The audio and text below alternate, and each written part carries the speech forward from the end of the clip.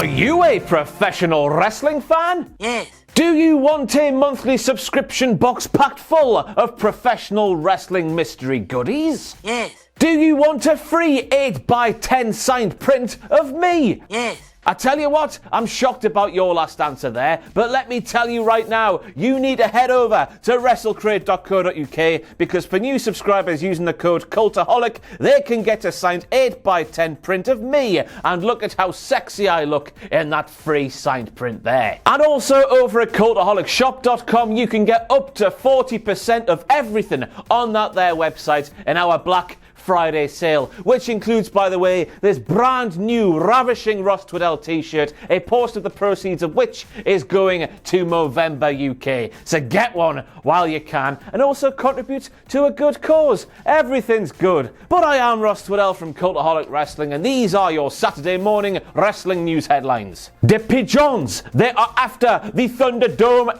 The bonuses paid out at Survivor Series 2020 have reportedly been revealed. And a title match set for the 2021 Royal Rumble pay-per-view event has reportedly been revealed. Find out who is in it in a bit. The police, they are after me. Not my words, of course, but the words of a man on the YouTube back in the year 2013 who was on the run from the police, who hid in a little dollhouse thing in his back garden, and in that dollhouse thing was a pigeon who then ran away from him. But hey, it happens sometimes, doesn't it? But speaking about some pigeons being in houses, there are apparently some pigeons in WWE's brand new ThunderDome house over at Tropicana Field in St Petersburg, Florida, and they're causing all kinds of havoc by doing some very naughty things. So as we all know by now, WWE's final night inside the Amway Center ThunderDome in Orlando, Florida, that takes place on December 7th with the December 7th episode of Monday Night Raw. Then WWE pack up their bags, they pack up their suitcases, they throw them in the back of the van, then they drive down the motorway to St Petersburg, Florida, and to freshly squeezed Tropicana Field for the December 11th SmackDown and every single SmackDown and Raw and pay-per-view event from there on after for a little while there. But there are issues with Tropicana Field with Ravy Davey Meltzer himself, Mr. Dave Meltzer, penning in this week's Wrestling Observer newsletter, the main issue surrounds sound. Not surround sound, but the main issue, it revolves around sound. Here's what Ravy Davey wrote. What we've been told is that the stadium is huge and the sound is awful. Although WWE, they can of course pipe stuff in and control that aspect. And then we get to the really shocking part of this report where Ravy Davey writes, there is also a colony of pigeons who live in the dome's roof. Tell me about things you did not expect to hear this fine Saturday morning. And I don't know about you, but when I read that stuff there first thing this morning, my thought was, thank goodness Bray Wyatt scrapped the whole follow the buzzard thing when he did, because now WWE, the entirety of WWE, their motto is now, follow the pigeon.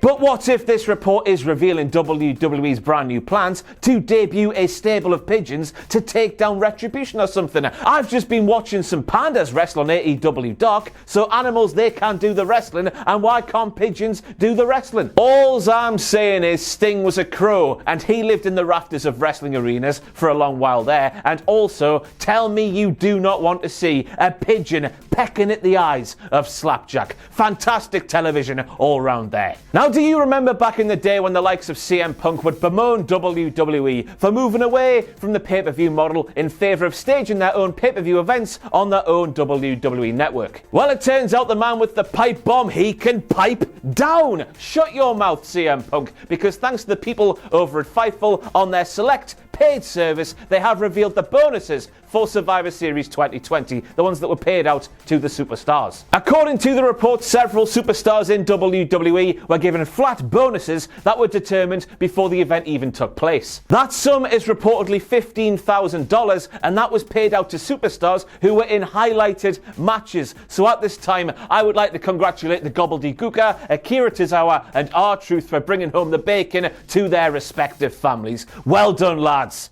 The report on Fightful Select also notes we aren't sure if that's across the board or if there are additional levels. And speaking of levels, it is also being reported that WWE contracts, they are written up to feature a number of levels. One of those levels is, of course, WWE Network related bonuses, which I presume means that here in the midst of this global pandemic and all the strife and bollocks we're going through at the minute, the superstars who do appear on WWE pay-per-view events, at least they're getting an extra bit of pocket money to take home with them. And that's lovely to hear, of course, unless, of course, my assumption is absolutely incorrect. There is a chance of that, of course. I am just a useless hack here on Wrestling YouTube. I know nothing. I don't know what I'm doing, in which case, that's a shame. So Sasha Banks recently appeared in the news to reveal it was her appearance on Hot Ones, eating some chicken wings that got her role in The Mandalorian, and not the fact she's been a professional wrestler in WWE, the global brand of WWE, for the past 5 or 6 years. That proves nobody watches wrestling, and all of us here, we're wasting our time. But the blueprint and the standard and the current SmackDown Women's Champion, she has been speaking to Stephanie Chase, where the topic of Total Divas, it cropped up into discussion, and basically Sasha Banks said, nah, that bollocks isn't for me, pal. Sasha said, I don't think Total Divas is maybe the place for me. I don't really want to do reality TV, but I think Total Divas is great for the WWE universe. It has brought in so many new eyes within the company from celebrities. You know, being on after the Kardashians has brought in so many female viewers within the company. But personally, for me, I do not want to be on reality TV. And to be honest with you, I fully understand where Sasha Banks is coming from here, because I was at university back in the era of 2014. I was getting back into professional wrestling. I saw the Total Divas was a thing, and I was thinking, wow, what an interesting look, an interesting perspective, looking through the glass at these superstars' real lives when they're not doing the wrestling on the TV. So there I was watching the opening few episodes of the first season thinking, wow, what a lovely life they all lead. But then I saw Naomi do a shoot Hurricane Rana to an Uso, and I realised once again, professional wrestling, it is not real. It's still real to me, damn it. And as we all know, with December rapidly approaching, that means Royal Rumble 2021 season is not too far away. And I tell you what, I'm very excited, because the Royal Rumble pay-per-view is always WWE's best pay-per-view. You cannot tell me any different, dear viewer. And if you dare try, oh... aye. And it would appear the 2021 Royal Rumble Universal title match will see Roman Reigns put his gold and blue and red on the line against Daniel Bryan, and talk about things that make you go, and talk about things that make you go, ooh, and talk about things that make you go, ah. What a match that could be. And of course, there have been reports saying that next month's TLC pay-per-view, that would feature a Universal title match between Daniel Bryan and the champion Roman Reigns. But Ravy Davey Dave Meltzer, in this week's Wrestling Observer newsletter, he has done some writing on that subject, and here's what he said. The decision was leaning towards making Reigns versus Bryan at the Royal Rumble and something else at TLC. But at this point, there's nothing else set up for TLC, so what could they do? And I tell you what, just going off the way SmackDown has been going for the past few weeks, I am fully on board seeing the tag team of Daniel Bryan and Kevin Owens taking on the tag team of the Big Dog Tribal Chief, Mr. Roman Reigns himself, and Jey Uso. That could be a mouth-watering prospect, I tell you what. Then again, of course, they could do Reigns versus Bryan at TLC, have that match at TLC end with some kind of shenanigans, putting on a bigger stipulation match at the Royal Rumble. Just as long, of course, WWE, that proposed big stipulation match I am proposing, does not involve Daniel Bryan strap match at the Royal Rumble in the same sentence, because going off history, that doesn't end too well. Don't like strap matches, me. And of course, Reigns and Bryan do have WWE pay-per-view singles match, big match history, dating all the way back to Fastlane 2015, where Reigns, of course, defeated Bryan in a number one contenders match for the WWE World title. And who knows how that one ended. Reigns got booed out the building at WrestleMania. Seems such a long time ago, doesn't it? And finally, the contents of Billie Kay's CV have been revealed, and I tell you what, to be quite frank with you, dear viewer, you gotta be joking me! In the words of Billie Kay herself, that was a fantastic Australian accent. You're not going to tell me any different. Because I'm seeing in the WWE Superstar portion of this CV stuff like successfully marketed, sold and secured sponsorship contracts with WWE, trained exclusively, brace yourselves here, for 200 hours per week for upcoming competitions to perform at a top level. I'm seeing optimized nutrition, training regimens and lifestyle choices to keep fitness at optimal levels, and then I'm seeing a separate section for her time as a women's tag team champion where I'm seeing stuff like maintained poise, optimism and bounce back quickly after mistakes to show co-champion how to respond to negative situations. I'm seeing things like acted as positive role model to set tone for work ethic of program and enhanced leadership credibility with co-champion and coaches. I'm seeing things like monitored